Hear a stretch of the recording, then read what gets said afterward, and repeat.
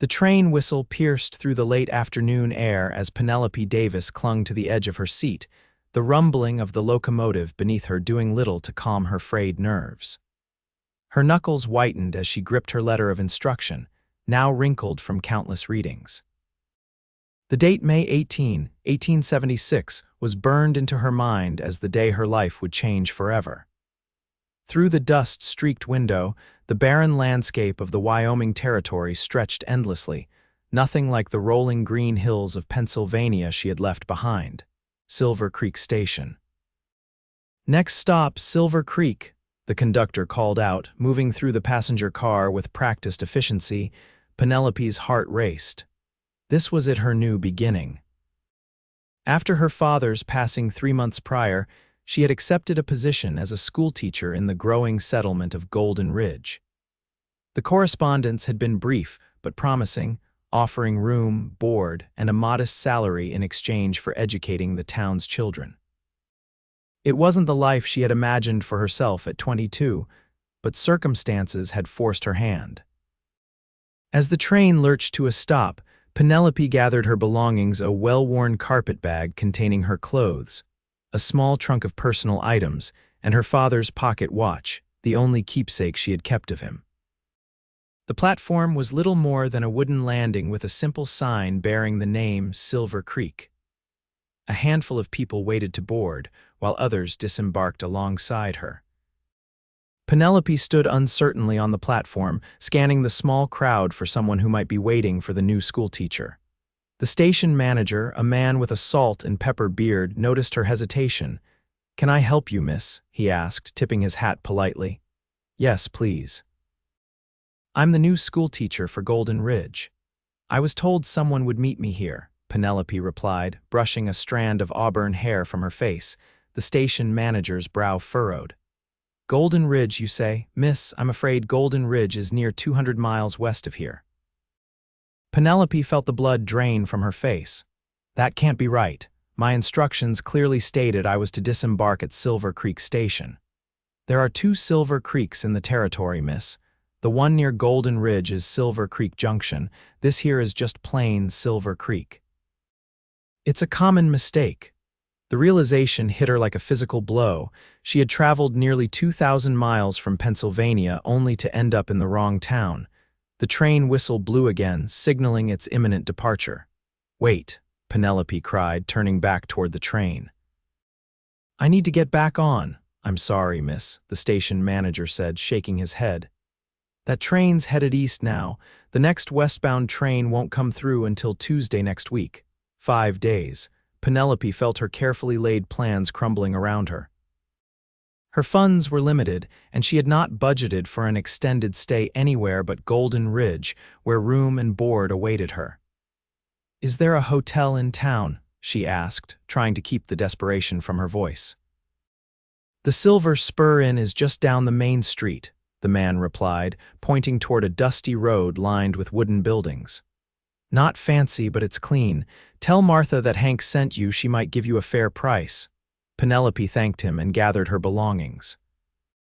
The trunk was heavy, and she struggled to carry it along with her carpet bag. She had barely made it 10 steps when the weight became too much, and she set down her burden, fighting back tears of frustration. "Looks like you could use a hand." The deep voice came from behind her. Penelope turned to find herself facing a tall man astride a chestnut horse. He wore a worn leather vest over a faded blue shirt, and a hat pulled low over his eyes shadowed much of his face. Despite this, she could see he was young, perhaps in his late 20s, with a strong jawline dusted with stubble. "I'm quite all right, thank you," Penelope replied automatically, years of proper upbringing making her wary of accepting help from strangers, especially men. A small smile played at the corner of his mouth. "No offense, madam, but you don't look all right. That trunk weighs near as much as you do." Before she could protest further, he dismounted in one fluid motion and approached. Up close, she noticed his eyes, an unusual shade of green that reminded her of the forest near her childhood home. "I'm Kieran Galloway," he said, touching the brim of his hat.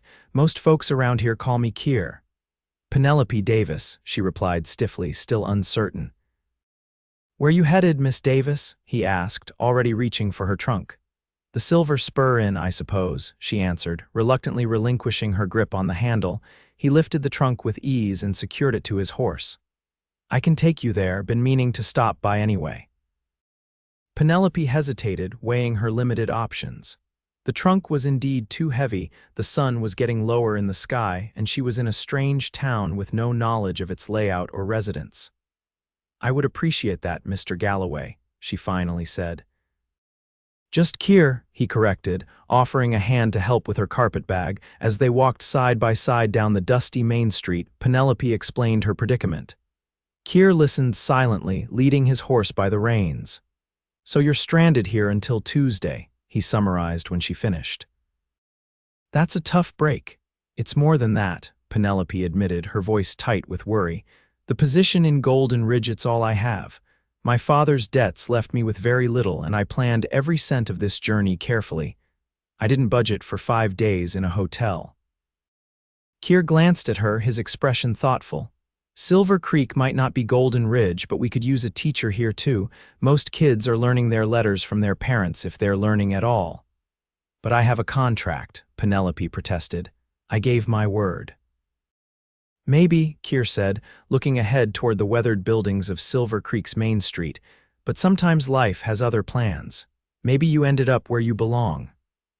The unexpected sentiment caught Penelope off guard, and she looked up at him, studying his profile.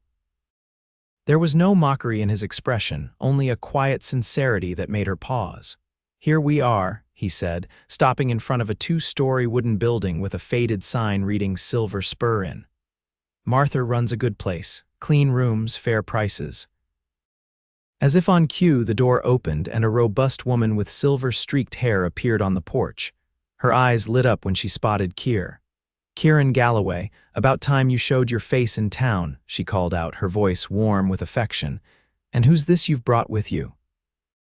"Martha, this is Miss Penelope Davis," Keir replied. "She's got herself in a bit of a situation, needs a room for a few days." Martha's keen eyes assessed Penelope from head to toe. "Well, come on in, dear. Any friend of Keir's is welcome here." "She's not exactly a," Keir began, but Martha waved him off. "Bring her things in, would you? I'll show her to a room." While Keir handled her luggage, Martha led Penelope inside to a small but tidy reception area. "Now, what's this situation Keir mentioned?" she asked, already pulling out a guest ledger. Penelope explained her circumstances once again, trying to maintain her composure despite her growing anxiety. 5 days, you say?" Martha mused, tapping her pencil against the ledger. "Well, ordinarily that would be $1 a night, but—" "I can pay," Penelope said quickly, reaching for her reticule. "At least for a night or two, until I figure out what to do." "Nonsense," Martha declared. "Any young woman with enough gumption to travel all this way on her own deserves some kindness. $3 for all 5 nights, and that includes breakfast." The generosity nearly undid Penelope's fragile composure.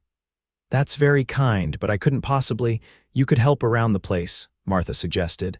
"I could use an extra pair of hands with the cleaning and cooking." "What do you say?" "I would be most grateful," Penelope replied, relief washing over her. Keir appeared in the doorway, her trunk at his feet and carpet bag in hand. "Got everything inside." "Thank you for your help, Mr. Galloway," Penelope said formally. He smiled, the expression transforming his face and crinkling the corners of his eyes. "Just Keir, remember, and you're welcome." He turned to Martha. "I'll be by tomorrow for that order of supplies." After Keir departed, Martha showed Penelope to a small room on the 2nd floor.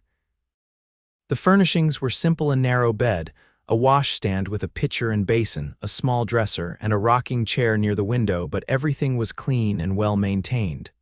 "Rest up," Martha said. "Supper's at 6 in the dining room." Alone at last, Penelope sat on the edge of the bed and allowed a few tears to fall.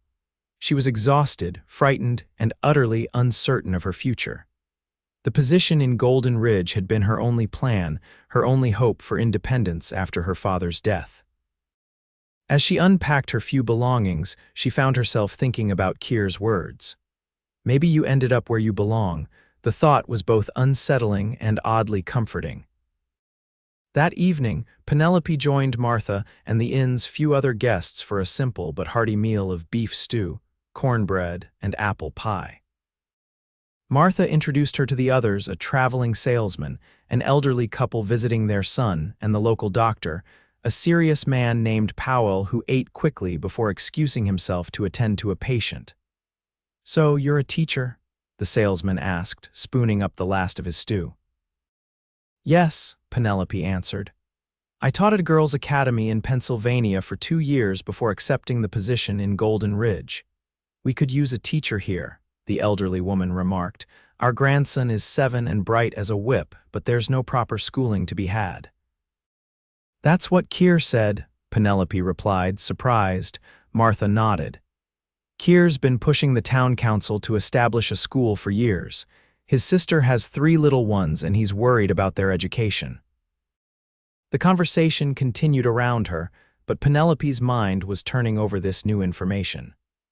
By the time she retired to her room, exhaustion overtook her, and she fell into a deep sleep despite the strange surroundings and uncertain circumstances. Morning brought clear skies and renewed determination. After breakfast, Penelope helped Martha with the inn's daily chores, finding comfort in the familiar routine of domestic work. By mid-morning, she had worked up the courage to inquire about the telegraph office. "I should send word to Golden Ridge," she explained to Martha. "Let them know what's happened and that I'll be delayed." Martha directed her to the general store, which also housed the telegraph office. As Penelope made her way down the main street, she took in the details of Silver Creek that she had been too distressed to notice the previous day. Despite its small size, the town appeared prosperous. The buildings were well maintained, the streets relatively clean, and the people she passed nodded politely or offered a greeting. The general store was a large establishment with a wide porch and large display windows. Inside, the shelves were stocked with an impressive array of goods, from practical necessities to modest luxuries. A counter ran along the back wall, behind which a portly man with spectacles was attending to a customer. Penelope browsed while waiting her turn, noting the prices and quality of the merchandise. Silver Creek might be small, but it clearly saw enough business to support a well-stocked store. "Can I help you, miss?" the shopkeeper asked when the previous customer departed. "Yes, I need to send a telegram to Golden Ridge," Penelope replied, approaching the counter. "Of course. Just write out your message here," he said, sliding a form and pencil toward her. "Name's George Miller, by the way. Don't believe I've seen you in town before." "Penelope Davis," she replied, writing out her brief message to the Golden Ridge Town Council, explaining her situation and assuring them she would arrive as soon as possible. "Visiting family?" George asked conversationally. "No." The door opened, and Keir entered, bringing with him the scent of fresh air and leather. He spotted Penelope immediately, and a smile spread across his face. "Miss Davis, how are you settling in?" he asked, crossing the store to join her at the counter. "Well enough, thank you," Penelope replied, aware of George's curious gaze darting between them. "You two know each other?" George asked. "We met yesterday at the station," Keir explained. "Miss Davis is a schoolteacher bound for Golden Ridge, but there was a mix-up with the train stations." "A schoolteacher?" George exclaimed, his interest visibly piqued. "Well now, that's something. We've been hoping to establish a proper school here for some time." "So I've heard," Penelope said, glancing at Keir, who was studying her with those forest green eyes. "The town council's meeting tonight at the courthouse," George continued eagerly. "You should come by, Miss Davis. I'm sure they'd be interested to meet you." "Oh, I couldn't possibly," Penelope protested. "I'm only here until Tuesday, and I have a commitment in Golden Ridge."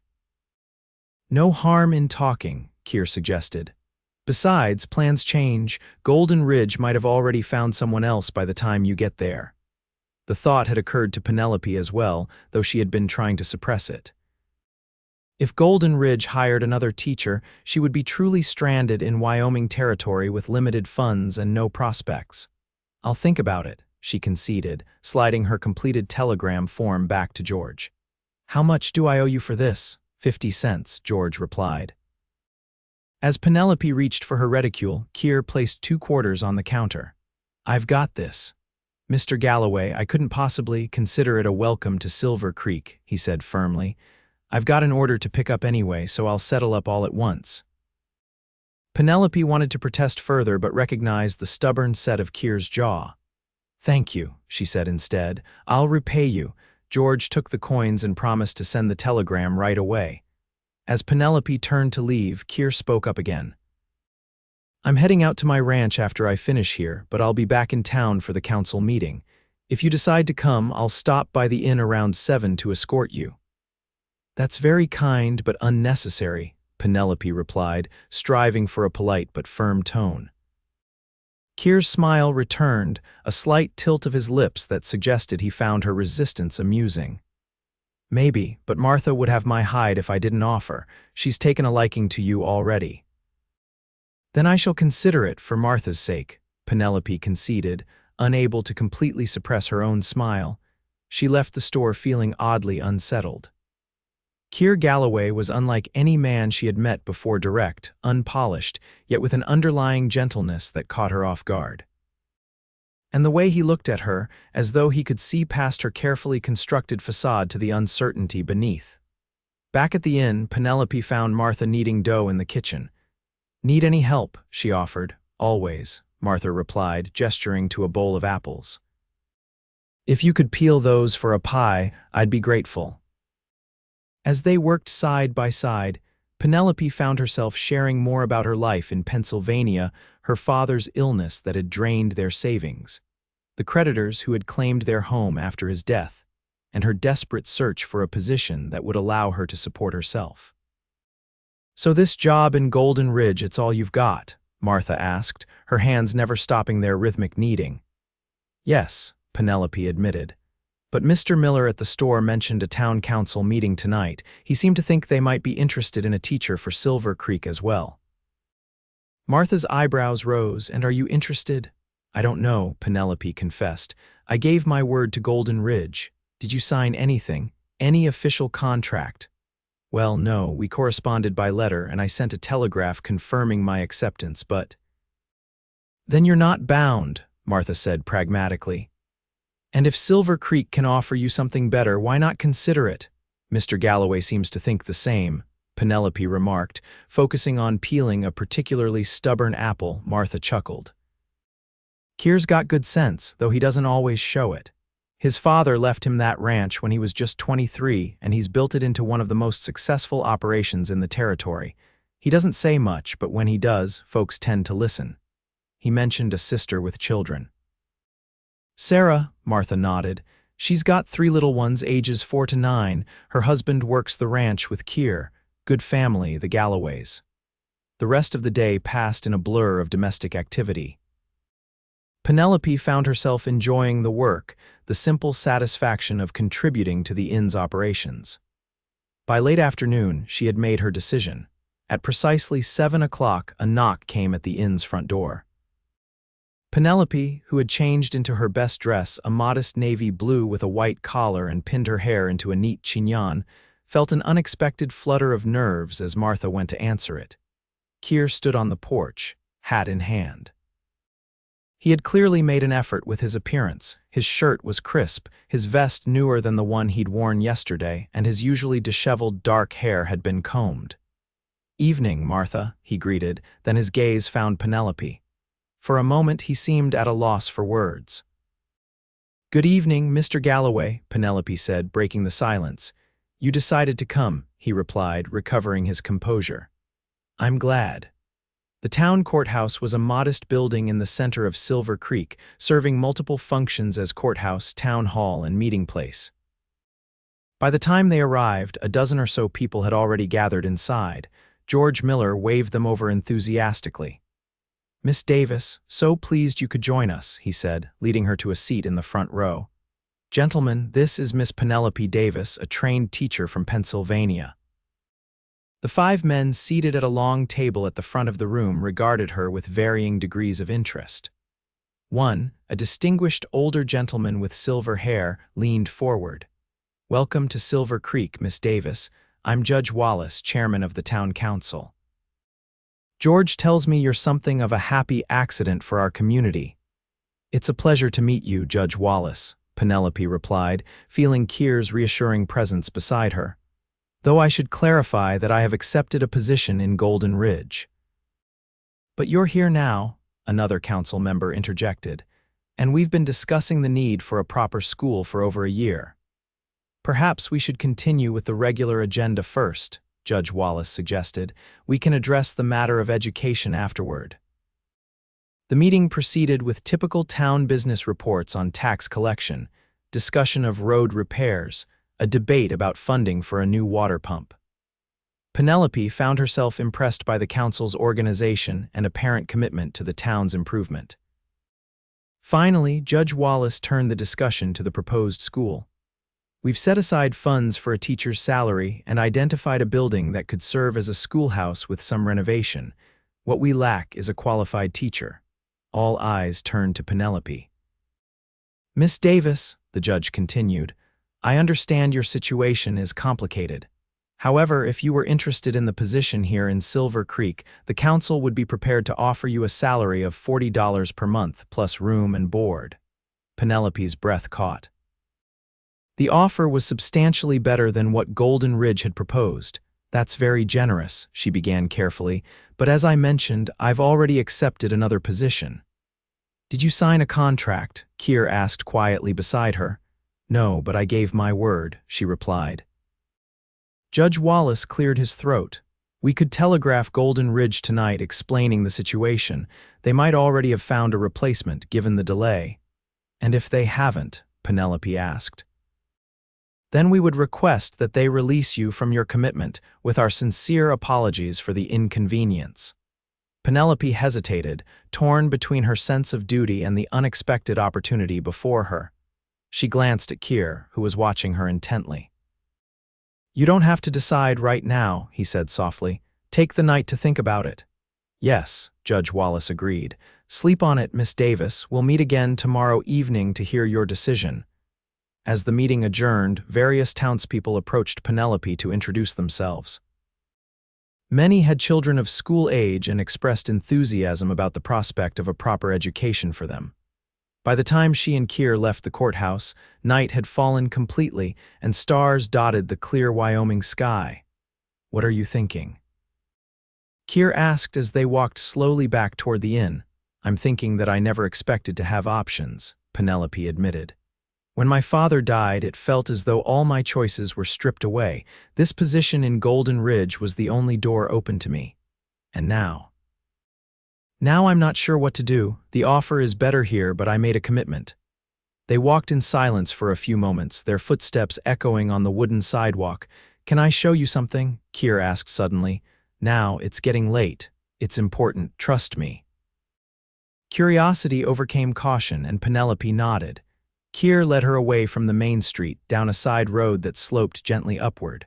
After a few minutes of walking, they reached a small hill overlooking the town. Look, Kier said, gesturing toward Silver Creek below them. From this vantage point, the town was a collection of warm lights against the darkness, peaceful and inviting. Beyond it, the vast expanse of the Wyoming prairie stretched into the night, the moonlight casting a silver glow over the landscape. It's beautiful, Penelope breathed. I've lived here my whole life, Kier said, his voice quiet but intense. Watched it grow from a few cabins to what you see now. It's not perfect, no place is, but it's good. The people here look out for each other. Like you've looked out for me, Penelope observed. In the moonlight, Kier's profile was striking, strong jawline, straight nose, the brim of his hat casting shadows across his features. Anyone would have done the same. No, Penelope disagreed. Not anyone. Their eyes met, and something shifted between them, a recognition, perhaps, of a connection that had formed despite the brevity of their acquaintance. Whatever you decide, Kier said, breaking the moment, I wanted you to see this, to see Silver Creek the way I see it. The walk back to the inn was quiet, each lost in their own thoughts. At the door, Penelope turned to face him. Thank you for showing me the town, she said. And for your help these past 2 days. My pleasure, Miss Davis, Kier replied, tipping his hat. I'll see you tomorrow. Inside, Martha was waiting in the reception area pretending to read a book. "Well," she asked as soon as the door closed behind Penelope. "They offered me the position," Penelope confirmed. "Better terms than Golden Ridge, and I asked for the night to consider it." Martha nodded approvingly.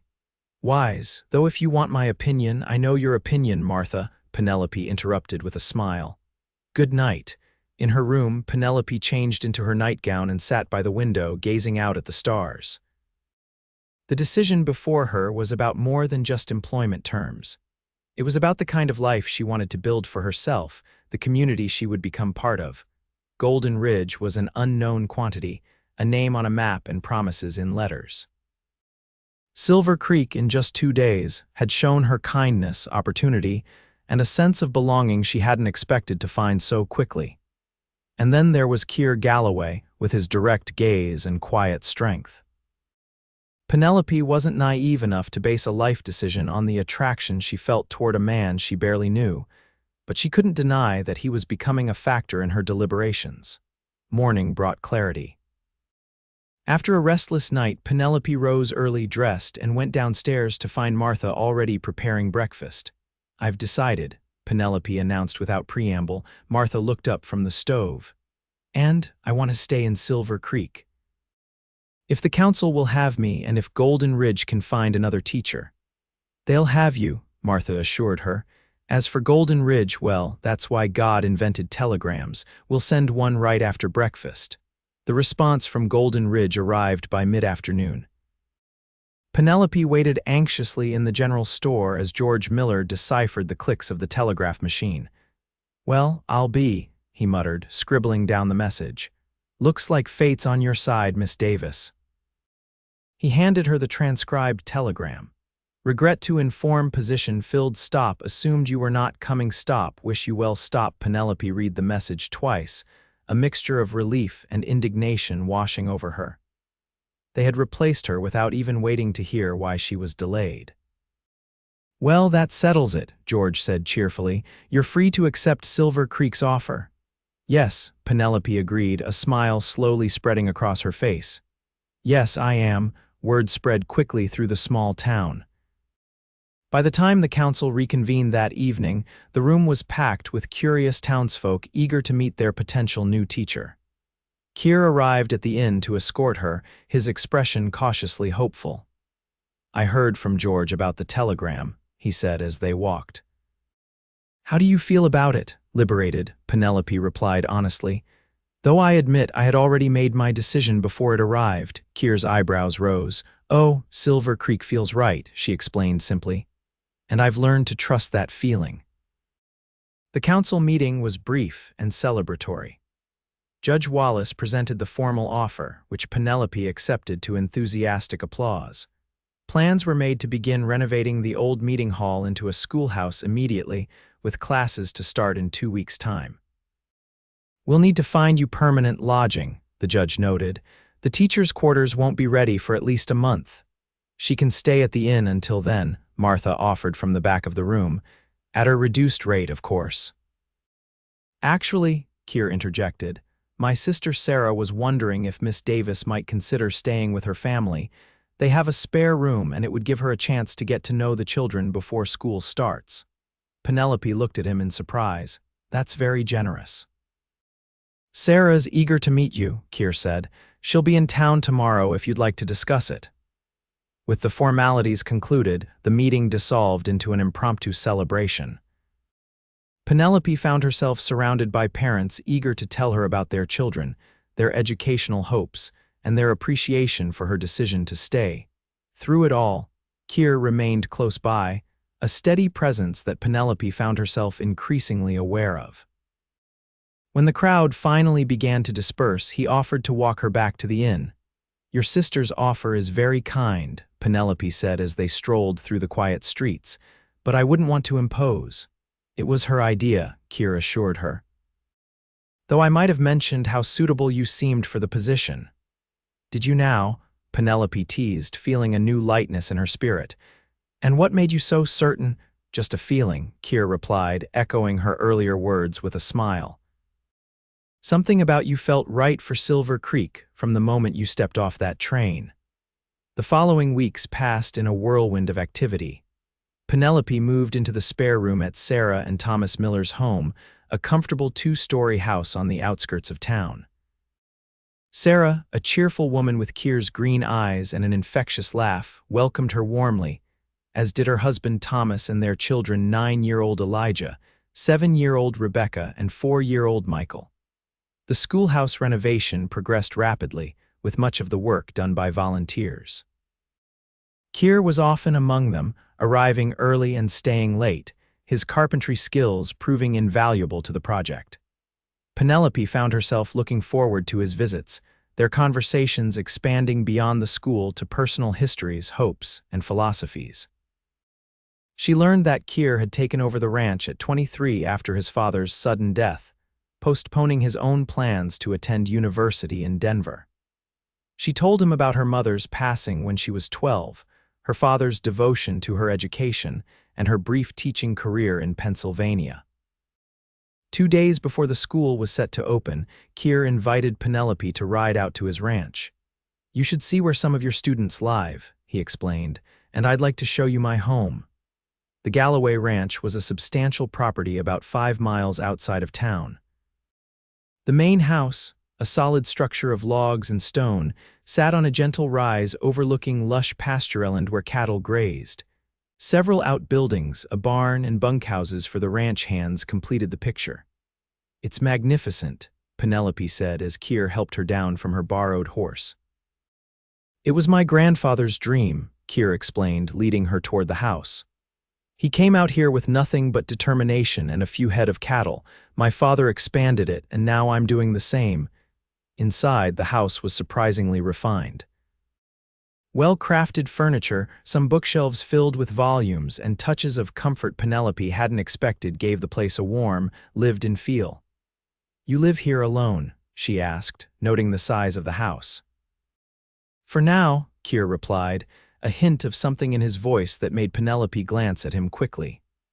"My foreman and the other hands have quarters by the barn." He showed her around the property, introducing her to the workers and explaining the operation of the ranch. Penelope found herself fascinated by the systematic way everything functioned and by Kier's obvious passion for his work. They ate lunch on the porch, enjoying the warm September sunshine and the panoramic view of the ranch. "You ever regret not going to Denver?" Penelope asked, remembering his deferred university plans. Kier considered the question seriously. "Sometimes, but this place is in my blood. I might still take some courses someday, but this is where I belong." "You seem very certain of your place in the world," Penelope observed. "Not always," Kier admitted, "but I've learned to trust my instincts." He looked at her directly. "Like when I told you that maybe you ended up where you belong." The reference to their first meeting brought a smile to Penelope's face. "I think you might have been right about that."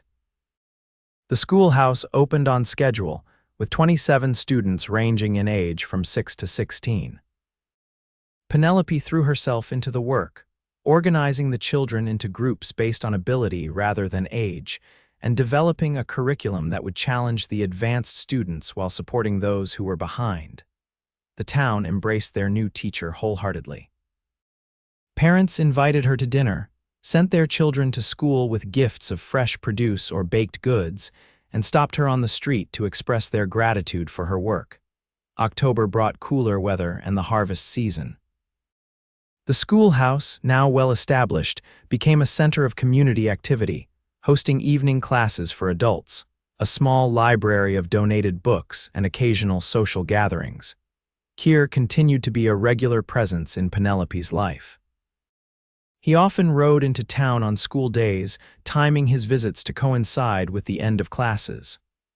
They would walk together, discussing the day's events, the progress of her students, or books they had both read.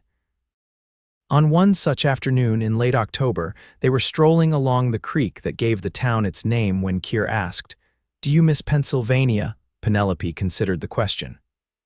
"I miss certain things, the autumn colors, some of my friends, the familiarity of it all. But no, I don't miss my life there." "And Golden Ridge?" Kier asked, a hint of teasing in his voice. Do you ever wonder what might have been if you'd gotten on the right train? Never, Penelope replied without hesitation. Silver Creek is where I was meant to be, I know that now. They had reached a small clearing by the water, a peaceful spot where the late afternoon sun filtered through the golden leaves of cottonwood trees.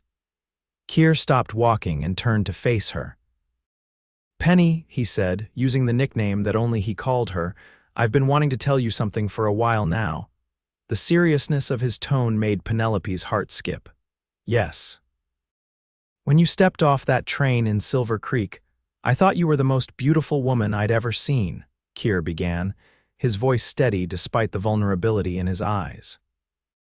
These past months, getting to know you, seeing your dedication to the children, your kindness, your strength, I've only become more certain of what I felt that first day. Penelope's breath caught as Keir took her hands in his. I'm in love with you, Penny, he said simply. I think I started falling the moment you tried to carry that trunk by yourself, too proud to ask for help. A laugh escaped her, half joy and half disbelief. I was not too proud, she protested weakly. You were, Keir insisted with a grin. And it was the first of many things I came to admire about you. Keir, Penelope said softly, her heart pounding. I don't know what to say. You don't have to say anything right now, he assured her. I just wanted you to know how I feel. And to ask if you might consider allowing me to court you properly. The formality of the request, so at odds with Keir's usual directness, touched Penelope deeply. I would like that very much, she replied, squeezing his hands. In fact, I think I've been waiting for you to ask. Relief and happiness washed over Keir's face. Slowly, giving her every opportunity to pull away, he leaned forward and pressed a gentle kiss to her lips. It was brief, sweet, and filled with promise. As they walked back to town, hands intertwined, Penelope reflected on the strange twist of fate that had brought her to Silver Creek instead of Golden Ridge. What had seemed like a disaster at the time had led her to this moment, to this man, to a life she couldn't have imagined 2 months ago. Winter settled over Silver Creek with a blanket of snow and frigid temperatures. The school remained open, with Keir often driving the children from outlying farms and ranches in his large sleigh on days when the weather was particularly harsh. Penelope had moved from Sarah and Thomas's home into the newly completed teachers' quarters, a small but comfortable apartment attached to the schoolhouse. Keir courted her with a mixture of traditional gestures, flowers, gifts of books, invitations to dinner and practical assistance, ensuring she had enough firewood, repairing anything that needed fixing in her quarters, and escorting her safely home after dark. Christmas brought the entire community together for a celebration at the schoolhouse. The children performed songs and recitations they had practiced for weeks under Penelope's guidance. Afterward, there was a feast, dancing, and an exchange of simple gifts. As midnight approached, Keir led Penelope outside to the schoolyard, now quiet and blanketed in snow that sparkled in the moonlight. I have something for you, he said, reaching into his pocket. You already gave me a gift, Penelope protested, touching the silver hairpin he had presented her with earlier in the evening. This is different, Keir replied, his expression serious. From his pocket, he withdrew a small velvet box. Penelope's heart began to race as Keir dropped to one knee in the snow before her. Penelope Davis, he said, his voice steady despite the vulnerability in his eyes, these past months have been the happiest of my life. I know it hasn't been long, but I've never been more certain of anything than I am of my love for you. He opened the box to reveal a delicate gold ring with a small but exquisite diamond. Would you do me the honor of becoming my wife? Tears welled in Penelope's eyes, blurring her vision. Yes, she whispered, then louder, yes, Keir, I will marry you. His face transformed with joy as he rose to his feet, slipped the ring onto her finger and gathered her into his arms. Their kiss was deep and passionate, a promise of the life they would build together. The wedding took place in early April, when the first wildflowers had begun to bloom across the prairie. The entire town turned out for the celebration, held in the newly constructed church with Judge Wallace officiating. Sarah stood beside Penelope as matron of honor, while Thomas served as Keir's best man. Penelope wore a gown of ivory satin that Martha had helped her make, with lace that had been sent by her former colleagues from Pennsylvania. As she walked down the aisle to where Keir waited, his face alight with love and pride, Penelope thought of how far she had come from that confused, frightened young woman who had stepped off the train at the wrong Silver Creek. After the ceremony, the celebration continued at the schoolhouse, transformed for the occasion with flowers, ribbons, and tables laden with food prepared by the women of the community. There was music, dancing, and endless well wishes from townsfolk who had come to regard Penelope as one of their own. As the sun began to set, Keir and Penelope slipped away to begin their journey to Denver, where they would spend a week-long honeymoon at a grand hotel, a wedding gift from the town council in recognition of Penelope's service to the community. The stagecoach was waiting for them at the edge of town, their luggage already loaded. Before helping Penelope aboard, Keir paused, taking her hands in his. "Happy?" he asked, his eyes searching hers. "More than I ever thought possible," Penelope replied truthfully. Keir smiled, that same smile that had first caught her attention on the train platform nearly a year ago. "Remember what I told you that first day, that maybe you ended up where you belong?" "I remember," Penelope said softly, "and you were right. This is exactly where I belong with you, in Silver Creek." "For the record," Keir said, drawing her closer, "I'm exactly where I belong too." As the stagecoach carried them away from Silver Creek toward new adventures, Penelope rested her head on her husband's shoulder, marveling at how a simple twist of fate, a misunderstood train station, had led her to the love and life she had never known she wanted.